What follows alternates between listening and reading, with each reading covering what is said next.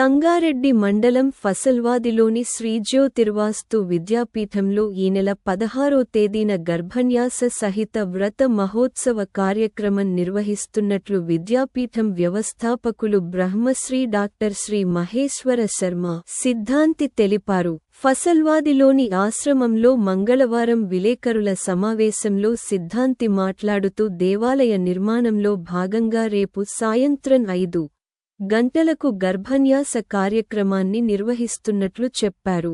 ఇందులో 130 రకాల పదార్థాలను వినియోగిస్తామని పేర్కొన్నారు. రాత్రి 7 నుంచి 12 గంటల వరకు కౌమిదీ వ్రతం మహోత్సవ కార్యక్రమం జరుగుతుందని, ఈ కార్యక్రమంలో భక్తులు అధిక సంఖ్యలో పాల్గొనాలని కోరారు. ఈ సమావేశంలో దేవాలయ స్థాపతి సెంథిల్ విద్యాపీఠం సభ్యులు ప్రశాంత్ కృష్ణమూర్తి, దారం సంజయ్ కుమార్ తదితరులు పాల్గొన్నారు. శ్రీ జ్యోతిర్వాస్తు విద్యాపీఠం ఆధ్వర్యంలో మరొక మహోన్నతమైన కార్యక్రమానికి నాంది పలుకుతుంది. ఈ 16వ తేదీ రేపు శ్రీ కైలాస ప్రస్థార మహామేరు పంచముఖ ఉమామహేశ్వర స్వామి దేవాలయం ప్రపంచ ప్రఖ్యాతిగాంచబోతున్న ఈ దేవాలయం యొక్క గర్భన్యాస కార్యక్రమము రేపు సాయంత్రం 5:30 గంటలకు ప్రారంభం కాబోతుంది. ప్రస్తుత పరిస్థితుల్లో 100 సంవత్సరాల నుండి తీసుకుంటే ఈ గర్భన్యాసము శాస్త్ర ప్రకారంగా గర్భన్యాస ప్రక్రియ చేసిన దాఖలాలు ఎక్కడ కూడా లేవు. మన ఈ దేవాలయం అత్యంత భక్తి శ్రద్ధలతో ప్రాచీన నిర్మాణ శైలిలో శిలా నిర్మాణంలో నిర్మించబడుతుంది. కాబట్టి శాస్త్ర ప్రకారంగా ఈ గర్భాలయానికి గర్భన్యాస కార్యక్రమాన్ని రేపు నిర్వహించడం జరుగుతుంది. దీనితో పాటు విద్యాపీఠం ద్వారా పంచదశ నవరాత్రోత్సవాల నిర్వహణలో భాగంగా రేపు గర్భన్యాస కార్యక్రమంతో పాటు కౌముదీ పూజనోత్సవం కూడా అత్యంత వైభవంగా నిర్వహించడం జరుగుతుంది. ప్రతి సంవత్సరము ఈ కౌముదీ పూజనము అంటే దీన్నే మనము వాడుకలో కోజాగరి వ్రతము అని అంటారు. ఈ కౌముదీ పూజనం రోజున సంతానము కొరకై సంతానార్థులై వచ్చే దంపతులకి ప్రసాదాన్ని ఇవ్వడం జరుగుతుంది. గత 14 సంవత్సరాలుగా ఈ ప్రసాదాన్ని వితరణ చేయడం జరుగుతుంది. ఇందులో ఇప్పటి వరకు 98% ఫలితాలను పొంది ఉన్నారు, సంతానాన్ని పొంది ఉన్నారు. డాక్టర్లచే ధృవీకరించబడి సంతానము కాదు అన్న దంపతులకి కూడా ఈ ప్రసాదాన్ని తీసుకోవడం వల్ల సంతానం కలిగింది. దీనికి ఎన్నో ఉదాహరణలు ఉన్నాయి. అటు 98% సంతానం పొందిన దంపతులు కూడా రేపు ఇక్కడికి రాబోతున్నారు వారి పిల్లలతో. అంటే ఈ ప్రసాదము ద్వారా దైవ ప్రసాదంగా జన్మించిన పిల్లలతో సహా ఆ దంపతులు కూడా ఈ కార్యక్రమానికి రాబోతున్నారు. మరి ఈ సంవత్సరం కూడా సుమారుగా ఇప్పటివరకే 150 దంపతులు నమోదు చేసుకొని ఈ ప్రసాదం కొరకై నమోదు చేసుకొని ఉన్నారు. సో గర్భన్యాస ప్రక్రియతో పాటు ఈ కౌముదీ పూజన ఉత్సవంలో పాల్గొని తరించాలని విద్యాపీఠ పక్షాన ప్రతి ఒక్కరికి, విద్యాపీఠ సభ్యులు సేవకులు కాకుండా ప్రతి ఒక్కరికి, సంగారెడ్డి మరియు సంగారెడ్డి పరిసర ప్రాంత ప్రజలందరికీ కూడా పత్రికాముఖంగా ఈ మీడియా ముఖంగా శుభాహ్వానం పలుకుతున్నాం. జై గురుదత్త, జై గురుదత్త. శ్రీ గురుభ్యో నమో నమః. శ్రీమన్మహాగణాధిపతయే నమః. ఐం మహాసరస్వత్యై నమః. శ్రీపాదవల్లభా నరసింహ సరస్వతి శ్రీ గురు దత్తాత్రేయాయ నమః. సరస్వతీ నమస్తుభ్యం వరదే కామరూపిణి విద్యారంభం కరిష్యామి సిద్ధిర్భవతు మే సదా. గురవే సర్వలోకానాం విషజే భవరోగిణాం నిధయేత్ సర్వవిద్యానాం దక్షిణామూర్తయే నమః. హర నమః పార్వతీపతయే హర హర మహాదేవ హర.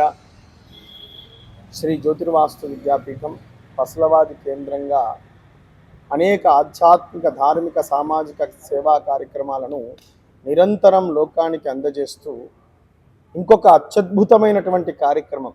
విద్యాపీఠం అంటేనే అనేక ప్రత్యేక కార్యక్రమాల సమాహారం. అటువంటి ఈ సంవత్సరంలోనే నవాయతన రామశిల యాత్రను అతివైభవంగా సుమారు 20,000 మంది భక్తజనుల చేత జ్యేష్ఠ మాసంలో నిర్వహించినటువంటి విద్యాపీఠం ఆ కార్యక్రమ పరంపరను కొనసాగం చేస్తూ నెలకొక అత్యద్భుతమైనటువంటి కార్యక్రమాన్ని నిర్వహిస్తూ ఈ ఆశ్రమంలో కైలాస ప్రస్థార మహామేరు పంచముఖ ఉమామహేశ్వర స్వామి వారి యొక్క దేవాలయాన్ని సశాస్త్రీయబద్ధంగా నిర్వహించడం జరుగుతోంది. గత 8 సంవత్సరాల క్రితం శంకుస్థాపన చేయబడ్డటువంటి ఈ దేవాలయంలో బేస్ మట్టం కట్టడం ఆరంభం చేసింది. ఆధారం దేవాలయం ఏ విధంగా కట్టాలి అంటే మొట్టమొదలు శంకుస్థాపన చేసి ఆధారాన్ని నిర్మాణం చేయమని, తర్వాత గర్భాన్యాసం చేసి గర్భాలయాది దేవాలయాలను పూర్తి దేవాలయం పైన కడబడేటువంటి దేవాలయాన్ని నిర్మించమని మనకు అనేక శిల్పశాస్త్ర గ్రంథములు తెలుపుతూ ఉన్నాయి. ఈ నేటి కాల పరిస్థితులలో కేవలం శంకుస్థాపన చేసి దేవాలయాన్ని నిర్మాణం చేసేస్తూ ఉన్నారు. ప్రతిష్టప్పుడు సంస్కారాదులు చేస్తూ ఉన్నారు సాధ్యమైనంత. కానీ ఇక్కడ నిర్వహిస్తున్నటువంటిది శాస్త్రీయంగా నిర్మిస్తున్నటువంటి దేవాలయం. విష్ణు ధర్మోత్తరంలో దేవాలయ నిర్మాణ విధిని చెప్పడం జరిగింది. దాని ప్రకారంగా దేవాలయానికి శక్తి అందించేది గర్భాన్యాసము అని పేరు. దేవాలయంలో గర్భం అంటే దేవాలయం యొక్క మనం చూసేటువంటి విగ్రహం యొక్క అడుగు భాగంలో ఉండేటువంటి నిర్మాణాన్ని దేవాలయ గర్భము అని అంటారు. దాంట్లో మొట్టమొదలు బ్రహ్మశిలను స్థాపించాలని, దానిపైన కూర్మశిలను స్థాపించాలని, దానిపైన గర్భాన్యాస పేటికను స్థాపించాలని, దానిపైన అఖండమైనటువంటి నిధి రాశులను ఉంచి దేవాలయానికి మనం ఉండేటువంటి మూర్తికి పీఠం అమర్చాలని, పీఠం పైన విగ్రహం పెట్టాలని ఇది ఒక విధానాన్ని తెలపడం జరిగింది శిల్పశాస్త్రం.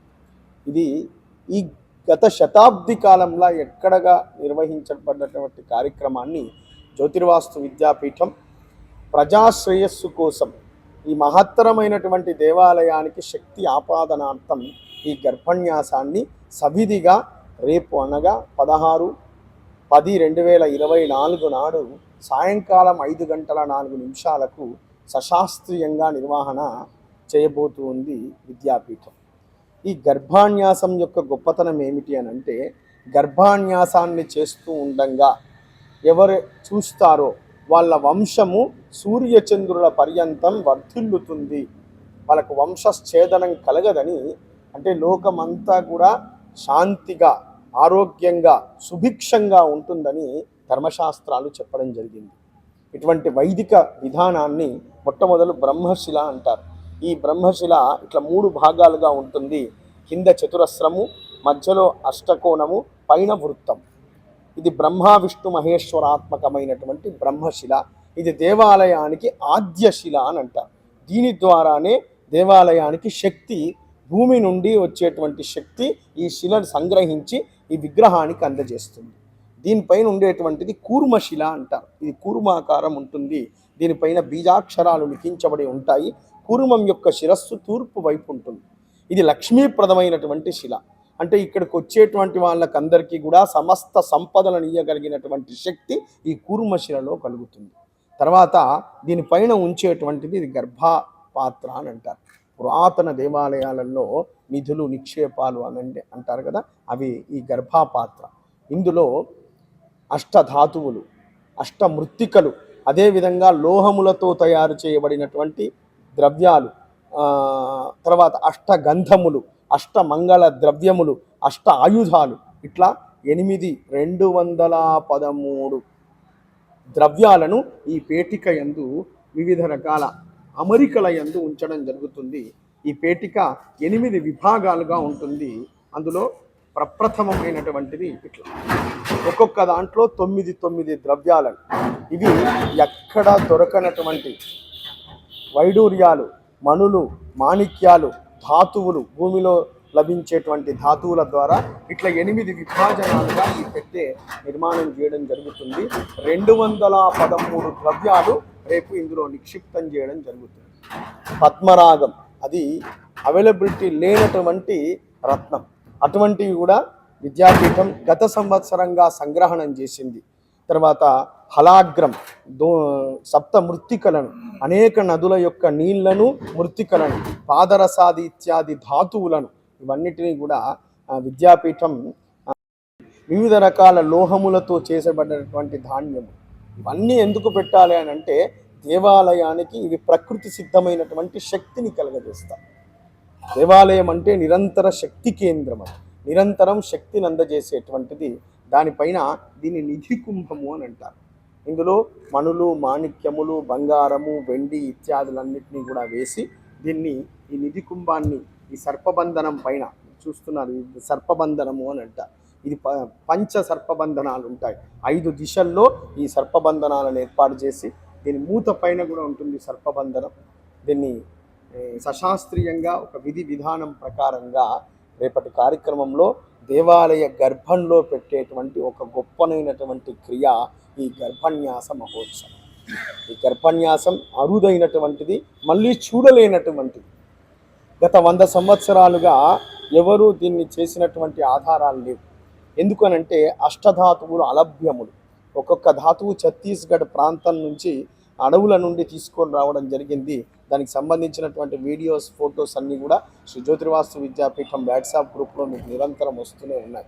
రకరకాల నదుల యొక్క మట్టిని, నదుల యొక్క నీళ్లను సేకరణం చేయడం జరిగింది. అదేవిధంగా అష్టగంధములను, చతుస్వస్తిక ముద్రలను, అష్ట ఆయుధాలను, నదీ మృత్తికలను, నదీ జలాలను, పంచదుంపలను, తామర దుంప, కాకోలి దుంప, ఇటువంటివన్నీ కూడా ప్రకృతి సిద్ధంగా శక్తినిచ్చేటువంటి వజ్ర వైడూర్యములు, బంగారము, వెండి, ఇవన్నీ కూడా శివుని యొక్క ఓజస్సు, రేతస్సు. ఆ శివుని యొక్క రేతస్సును ఇందులో నిలపడం జరుగుతుంది. దీని ద్వారా నిరంతరం ఎల్లప్పటికీ కూడా దేవాలయానికి శక్తి కలుగుతుంది. ఎవరైతే ఈ గర్భన్యాసాన్ని చూస్తారో వాళ్లకు అవిచ్ఛిన్న కుటుంబ పరంపర ఉంటుందని ధర్మశాస్త్రం తెలిపి ఉన్నది. వాస్తుశాస్త్రంలో గర్భాన్యాసం లేనటువంటి దేవాలయంలో ప్రతిష్ఠింపకూడదు, పూజించకూడదు అని ఒక నియమం కూడా ఉన్నది.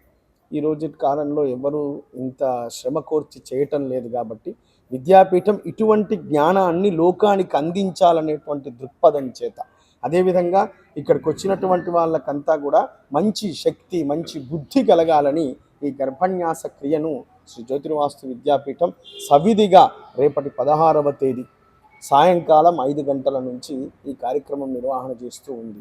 ఉదయం ఈ పంచదశ రాత్రోత్సవాలు విద్యాపీఠం ద్వారా జరిగేటువంటి 15 రోజులు ఈ నవరాత్రి ఉత్సవాలను జరపడం జరుగుతుంది. ఈ రోజుకి అక్కడ మా గృహంలో సమాప్తి అవుతుంది. రేపు అమ్మవారి ఆశ్రమానికి రాబోతూ ఉంది. రేపు వచ్చిన తర్వాత ఈ శిలలకు, ఈ గర్భాభాజన పేటికకు సంస్కారాదులు నిర్వహించడం జరుగుతుంది. ఈశ్వరుని యొక్క పీఠం కూడా రేపు ఆళ్ళగడ్డ విశ్వభారతి శిల్పకళ నుండి నిలయం నుండి రాబోతూ ఉంది.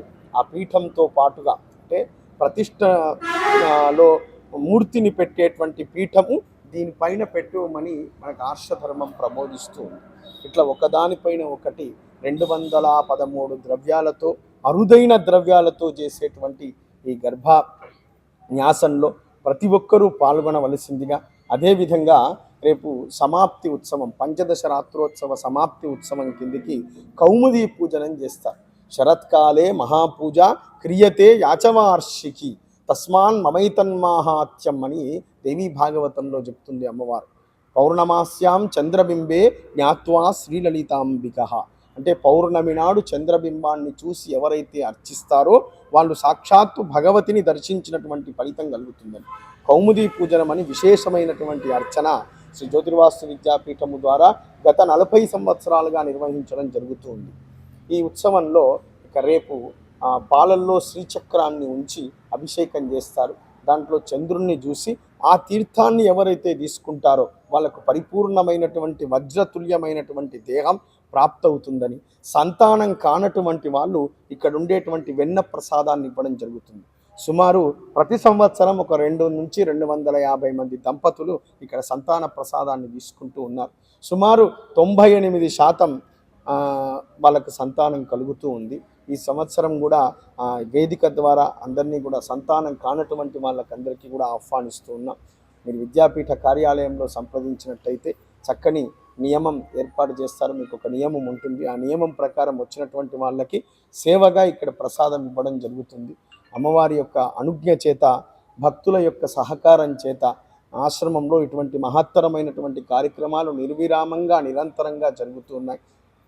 సహకరిస్తున్నటువంటి ప్రతి ఒక్కరికి కూడా ఆశీ అనుగ్రహాన్ని అందజేస్తూ జై గురుదత్త.